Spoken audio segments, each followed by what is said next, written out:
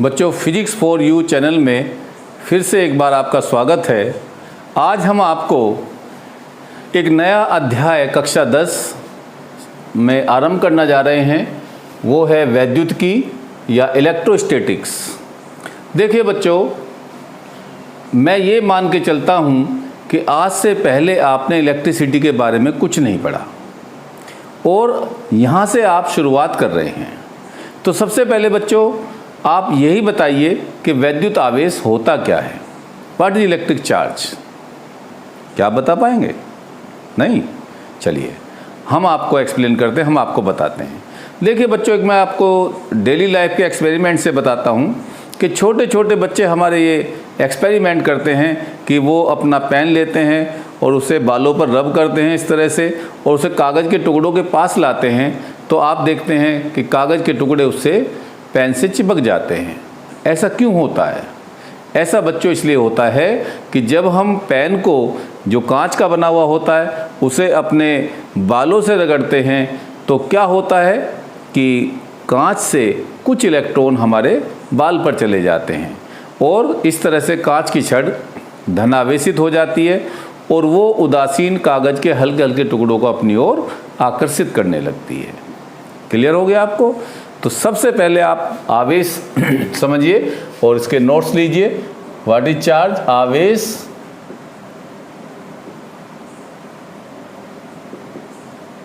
Charge पदार्थ का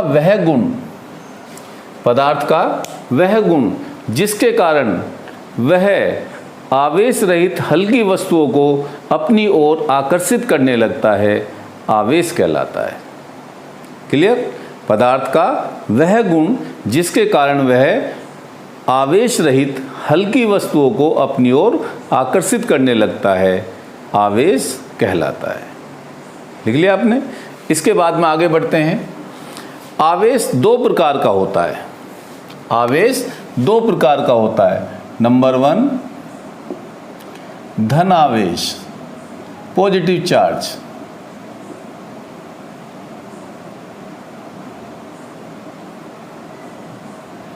positive charge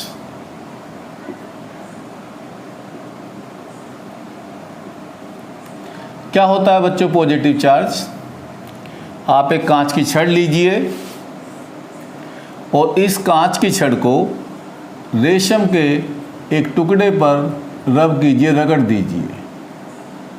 ये आपके पास एक रेशम का टुकड़ा है। तो आप बच्चों देखेंगे कि कांच की छड़ पर जो आवेश उत्पन्न होगा वो धनावेश होगा। ये कांच की छड़ है हमारे पास,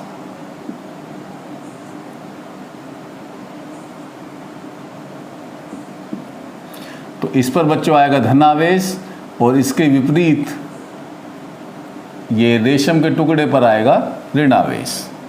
तो क्या डेफिनेशन हुई, क्या परिभाषा हुई कि जब कांच की छड़ को रेशम के टुकड़े पर रगड़ा जाता है तो कांच की छड़ पर उत्पन्न आवेश ही धनावेश कहलाता है।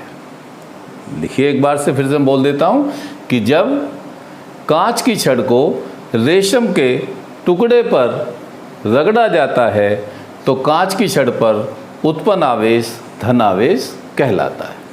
क्लियर हो गया? चलिए नंबर 2, ऋणावेश।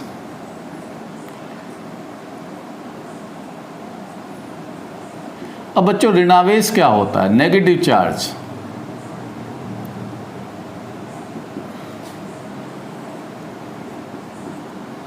नेगेटिव चार्ज, आप एक एबोनाइट की छड़ लीजिए,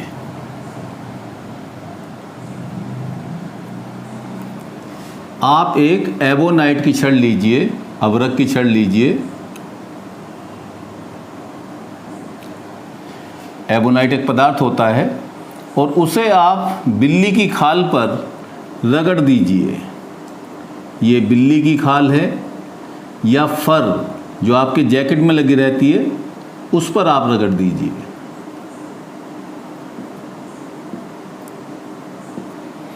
ये आपके पास क्या है बच्चों, एबोनाइट की छड़।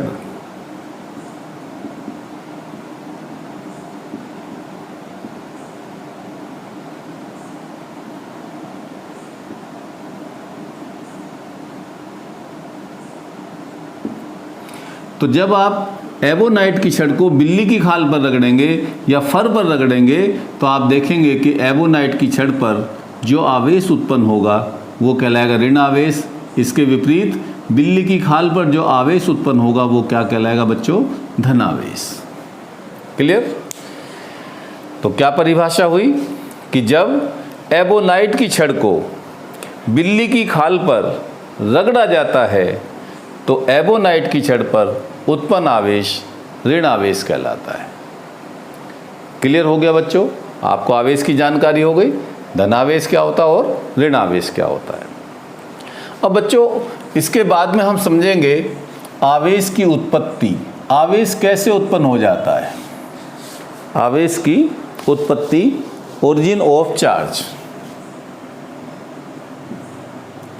आवेश की उत्पत्ति,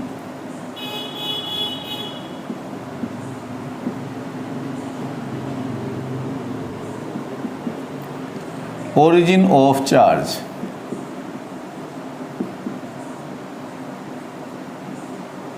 देखिए बच्चों, आप जानते हैं कि प्रत्येक पदार्थ परमाणुओं से मिलकर बना है।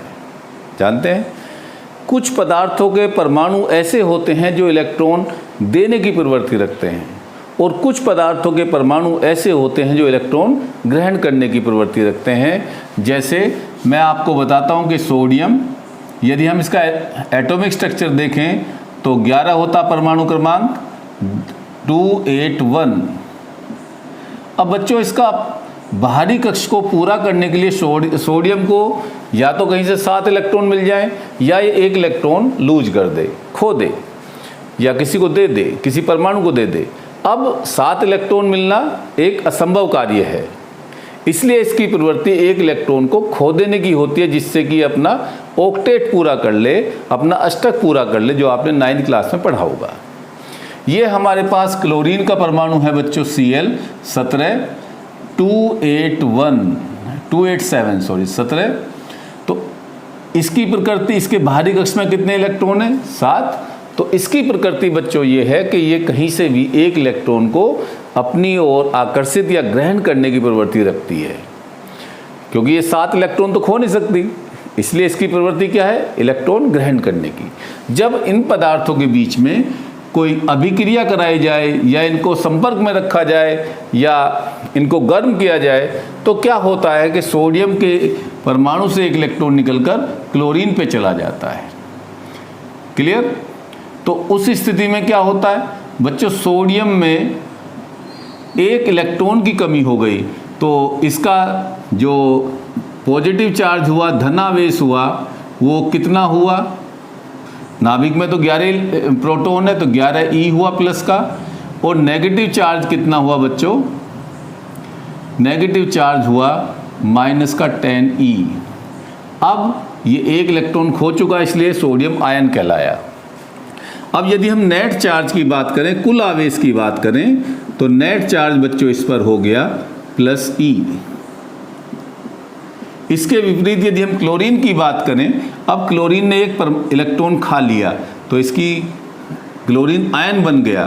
तो अब इसकी बाहरी कक्षा में, अब इसके टोटल इलेक्ट्रॉन कितने हो गए? बाहरी कक्षा में 8 इलेक्ट्रॉन हो गए, तो टोटल कितने हो गए? 18 इलेक्ट्रॉन हो गए। तो नेगेटिव चार्ज कितना हुआ बच्चों? ऋणात्मक आवेश कितना हुआ इस पर, क्लोरीन आयन पर? -18 E। और पॉजिटिव चार्ज कितना हुआ? पॉजिटिव चार्ज बच्चों इस पर हुआ, वही नाभिक में तो 17 इलेक्ट्रॉन है, 17 प्रोटॉन है, तो 17 E। तो नेट चार्ज बच्चों आप देखेंगे कि कितना आया नेट चार्ज, कुल आवेश कितना आया? माइनस का E। तो इससे हमने एक निष्कर्ष निकाला कि यदि सोडियम से क्लोरीन पर 1 इलेक्ट्रॉन स्थानांतरित हुआ तो सोडियम पर 1 इलेक्ट्रॉन के बराबर धनावेश आया और क्लोरीन पर 1 इलेक्ट्रॉन के बराबर ऋण आवेश आया। इस प्रकार आवेश की जो उत्पत्ति होती है वो इलेक्ट्रॉनों के स्थानांतरण के कारण होती है। क्लियर? अब ये हमारे पास 2 पदार्थ हैं, ये पदार्थ A और ये पदार्थ बच्चों B।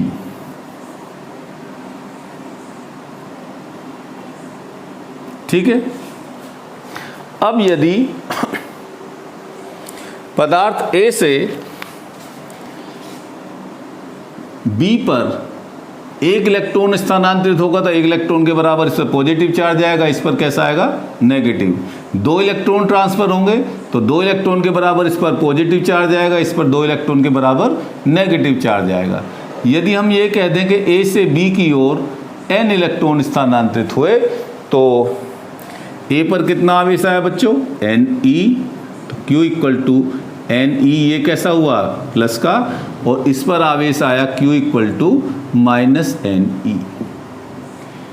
इस प्रकार आवेश की उत्पत्ति इलेक्ट्रॉनों के स्थानांतरण के कारण होती है। तो आप इसकी उत्पत्ति में लिख लीजिए, प्रत्येक पदार्थ परमाणुओं से मिलकर बना है तथा परमाणु के केंद्र में या नाभिक में न्यूट्रॉन और प्रोटॉन उपस्थित होते हैं, जबकि इलेक्ट्रॉन उसके नाभिक के चारों ओर निश्चित कक्षाओं में घूमते रहते हैं। जब दो ऐसे पदार्थों को परस्पर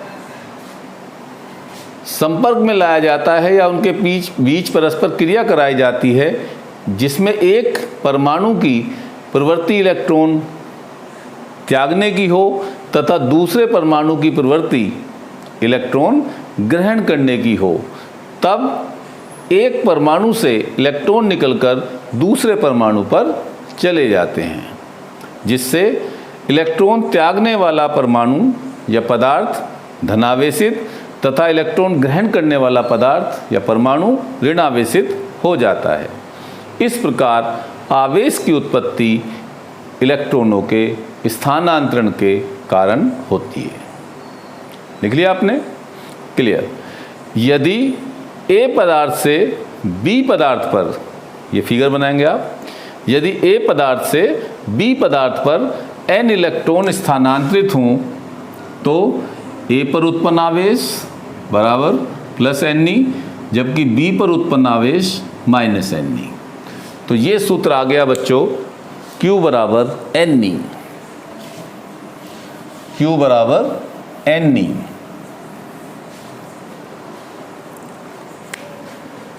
Q बराबर Ne, जहां N क्या है, स्थानांतरित इलेक्ट्रॉनों की संख्या, स्थानांतरित इलेक्ट्रॉनों की संख्या।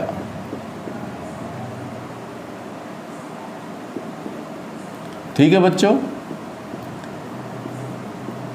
और E क्या है, इलेक्ट्रॉन पर आवेश। E क्या है बच्चों, इलेक्ट्रॉन पर आवेश। और इसका मान आप याद रखेंगे क्योंकि इससे आपको बहुत समय तक याद रखना है। तो इसका मान होता है 1.6 गुणा 10 की घात -19 कूलम। और ये कैसा होता है बच्चों, ऋणात्मक होता है, नेगेटिव होता है। अब एक मैं न्यूमेरिकल से आपको ये और क्लियर कर देता हूँ। लिखिए, एग्जाम्पल, एक पदार्थ पर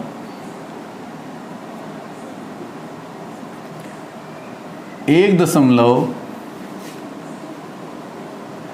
12 माइक्रो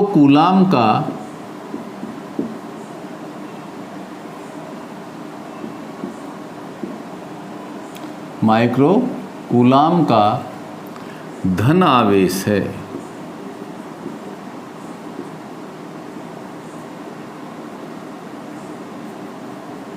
इस पर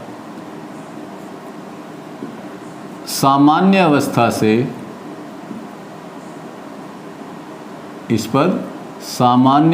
से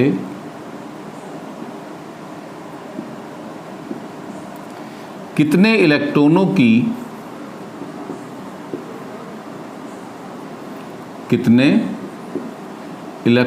की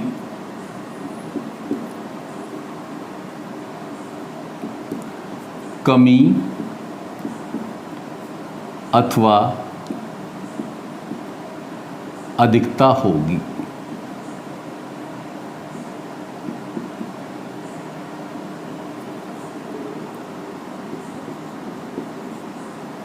अब देखिए बच्चों, सॉल्यूशन क्या कहता है हमसे कि एक पदार्थ पर इतने माइक्रोकूलम का धनावेश है, तो Q इक्वल टू कितना है 1.12 माइक्रोकूलम म्यू सी। इसे बच्चों कूलम में बदलेंगे हम, तो 1.12 गुणा 10⁻⁻6 कूलम। हमने 9th क्लास में पढ़ाया था आपको कि 1 माइक्रोन बराबर 10⁻⁻6 के इक्वल होता है। मीटर है 1 माइक्रोन तो 10⁻⁻6 मीटर, यदि कूलम है तो 1 गुणा 10⁻⁻6 कूलम के। क्लियर? तो 1 माइक्रो कूलम किसके बराबर होगा? बोलो 10⁻⁻6 कूलम के। अब ये कितना आवेश है 1.12, तो 1.12 माइक्रो कूलम किसके बराबर हो गया बच्चों? 1.12 गुणा 10⁻⁻6 कूलम के बराबर हो गया। हमें निकालना क्या है? हमें निकालना है कि इस पर सामान्य अवस्था से कितने इलेक्ट्रॉनों की कमी अथवा अधिकता है, मतलब इसने कितने इलेक्ट्रॉन खोए हैं या ग्रहण किए हैं। अब बच्चों इस पर कैसा आवेश है? धनावेश है। तो धनावेश है तो इसका मतलब इसने कुछ इलेक्ट्रॉन खोए हैं, त्यागे हैं। तो n का मान हमें निकालना है, तो इलेक्ट्रॉनों की इसमें कमी हो जाएगी जब ये इलेक्ट्रॉन त्याग देगा। तो चूंकि Q बराबर Ne या N बराबर Q/E। अब बच्चों वैल्यू पुट करता हूँ मैं। Q की वैल्यू 1.12 गुणा 10⁻⁻6 और E की वैल्यू भी मैंने आपको समझाई थी 1.6 गुणा 10⁻⁻19। इसे आप कैलकुलेट करेंगे तो देखिए पॉइंट से पॉइंट हटाएंगे, या पहले 2 पॉइंट हटाओ, 100 से यहाँ मल्टीप्लाई लगाओ और 1 0 से पॉइंट हटा लो। 16 7 112 7 आया। तो ये हुआ बच्चों 7 गुणा 10 की घात। अब देखिए 19 में से 1 गई 18, 18 ऊपर जाके प्लस की 18 में से 6 गई 12 इलेक्ट्रॉन। अब ये बच्चों आप बताएंगे कमी होगी या अधिकता? तो ये क्या होगी? कमी होगी। इस तरह से आपको समझ में आ गया होगा कि आवेश क्या होता है, किस तरह से आवेश बनता है। अगली कक्षा में मैं आपको आवेश से संबंधित उसके गुण पढ़ाऊंगा और फिर उस